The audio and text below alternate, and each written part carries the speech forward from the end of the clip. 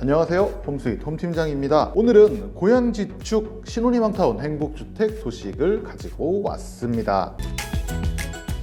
행복주택이라고 하면 보통 작은 크기로 청년들 그리고 신혼부부들을 위해서 공급되는 분양전환이 안 되는 임대주택을 생각하시는데요. 이번에 고양지축에 나온 행복주택은 앞에 뭐가 붙어있다? 신혼희망타운이 붙어있습니다. 이 신혼희망타운 행복주택은 신혼희망타운으로 공공분양되는 단지 안에 동일한 평면으로 행복주택 형태로 공급되는 임대주택입니다. 그래서 기존 행복주택보다 어떤 장점이 있다? 기존 행복주택은 커야 44제곱, 아주 많이 커야 51제곱인데 신혼희망타운 행복주택은 현재로서 55제곱까지, 그러니까 일반 분양하는 아파트와 동일한 평면으로 공급된다는 게 특징입니다. 게다가 이번 지축역 행복주택은 서울 3호선역 500m 이내에 들어가는 역세권 단지입니다. 그래서 인기가 많을 것으로 기대가 되는데요. 지축이라는 곳이 어딘지 먼저 한번 알아보겠습니다. 고양 지축이라고는 하지만 서울 3호선이 다니고 위치로 보면은 은평구 조금 위에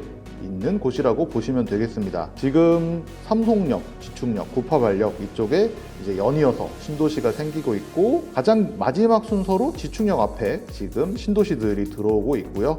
일반 분양하고 있는 아파트들도 있고 공공분양, 공공임대 아파트들도 들어오고 있는데, 고양지축 A2 신혼희망타운 아파트는 일반 분양은 이미 한번 분양을 했고, 이번에는 행복주택으로, 임대주택으로 들어오는 입주자를 모집하고 있습니다. 단지를 보면은 일단 서울이 매우 가깝다라는 특징이 있죠. 차를 타면 서울로 넘어가기도 좋고, 일산 쪽이나 아니면은 김포 쪽, 그리고 마곡까지도 출퇴근하시는 분들한테 꽤 좋은 위치인 것 같습니다.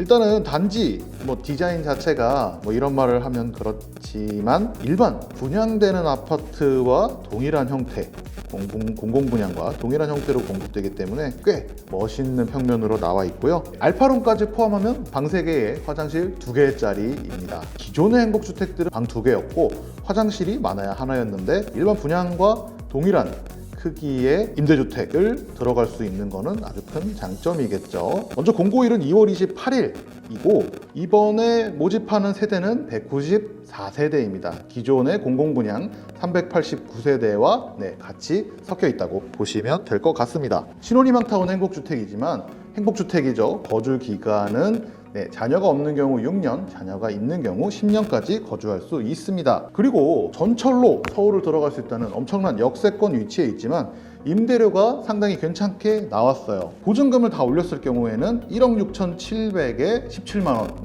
괜찮은 가격이죠. 신축 방 3개, 화장실 2개짜리 아파트라고 했을 때는 꽤 매력적인 가격입니다. 기준 보증금으로 하더라도 1억 1,000에 42만원, 약간은 비싼 감이 있지만 기존의 다른 단지를 생각해 본다면 엄청 매력적인 가격이라고 할 수 있죠. 이 신혼부부, 한부모 가족에서 어떤 사람이 지원할 수 있는지를 정리해 드리겠습니다. 먼저 신혼부부는 혼인 중인 자, 그러니까 혼인하고 있는 분, 신혼부부가 대상이 되겠죠. 그리고 두 번째, 결혼을 하지 않은 예비 신혼부부는 입주 전에 혼인 사실을 증명할 수 있으면 됩니다. 다시 말해서 지금 여자친구 혹은 남자친구분과 결혼할 예정이신 분들이 입주하는 날까지 가족관계증명서나 이런 것들을 통해서 혼인을 증명할 수 있다면 지원할 수 있습니다. 그리고 한부모 가족도 가능합니다. 6세 이하 자녀를 둔 한부모의 부 혹은 모인 경우에도 지원이 가능합니다. 그리고 혼인기간은 7년 이내이거나 6세 이하의 자녀를 둔 사람이 가능하고요. 일반적인 외벌이 부부와 맞벌이 기준이 다릅니다. 2인일 때